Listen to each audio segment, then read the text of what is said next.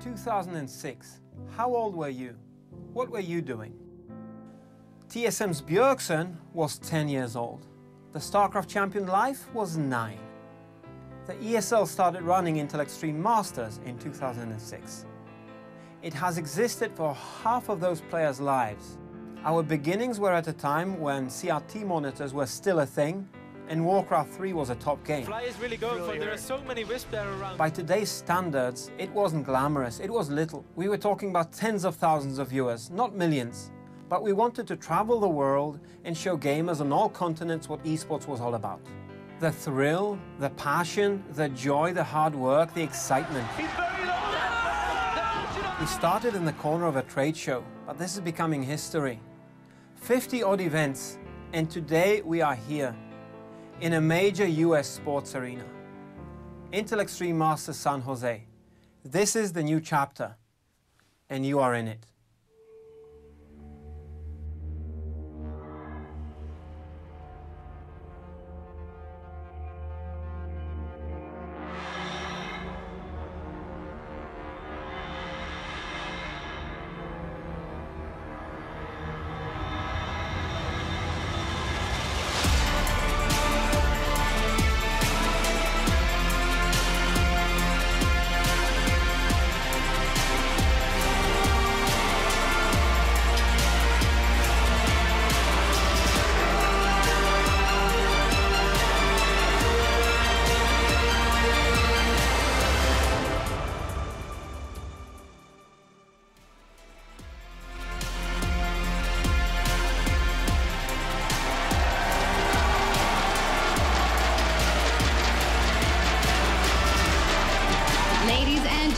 Welcome to the Intel Extreme Masters San Jose.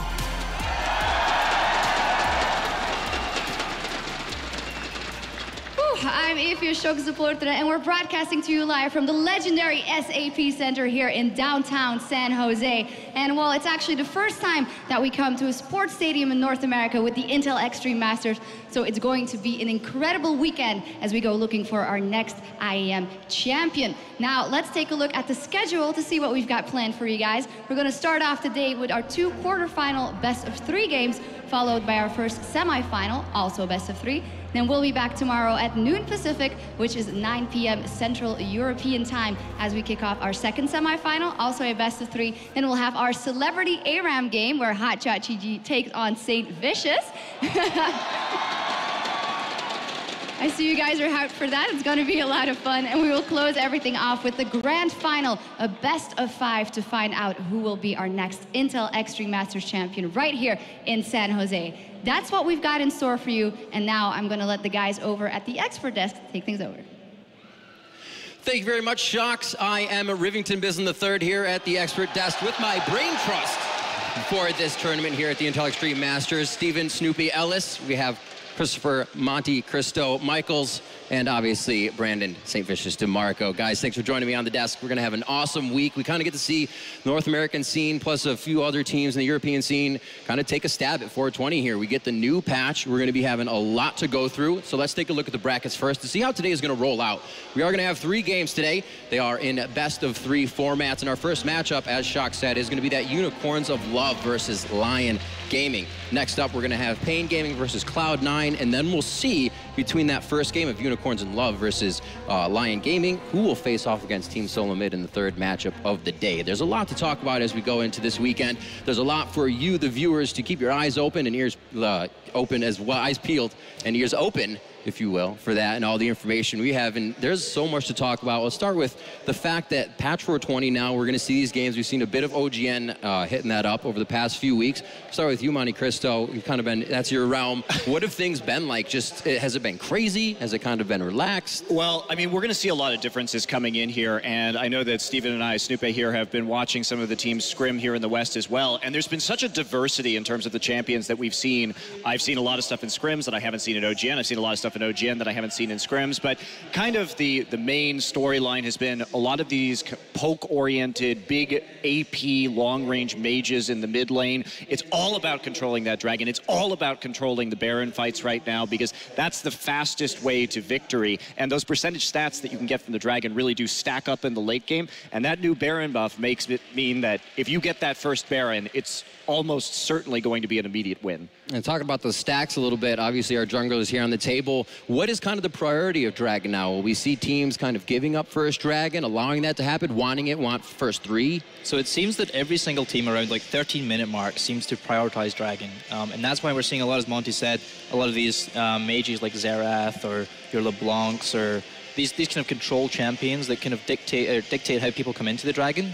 They basically poke them down before getting in and make a 4v1 happen, for example, very early on. And that's like also the AD carries. It's leaked into the AD carries as well with some of the nerfs, but Corki, Ezreal, these champions that can poke the other team off of those objectives are very highly prioritized. Yeah, I think Corki's going to be probably one of the top contested picks here. Like every AD carry I talk to, they're like, there's like Lucian, he's in there. There's like Ezreal, he's in there. But Corki is just like the Ferrari of the AD carries around. He does everything you need to do. He has a great power spike with the Triforce, and of course he has the poke.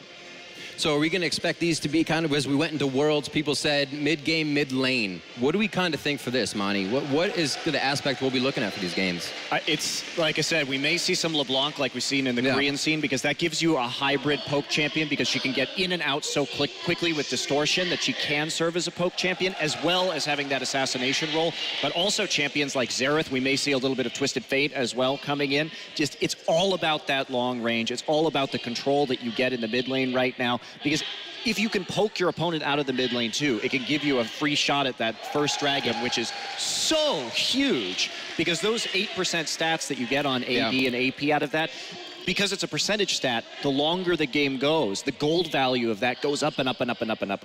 So we have items, we have Dragon, we have a lot to look at in the game, and even some changes outside the game. We're going to be allowing coaches now. I want to get your guys' perspective on this. Behind the players, we've seen, you know, in the past, Team Solo Mid did make a swap because there was the happenings in Champions Select. Players weren't picking what they kind of wanted to pick. They were doing for themselves. That somewhat happens when people want to get it done, just make it happen. How have you felt in those situations, and what do you think a coach can bring to the table?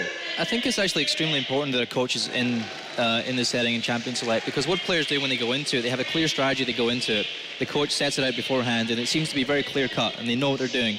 And then for some reason, when they go into Champions Select, you'll know about this, Monty, it all just falters. It completely falters apart. It's the wild card picks and bans, man. Somebody like bans something, like our whole strategy is revolved around picking Jace, and then like they first ban Jace, and you're like, oh my God, what do we do?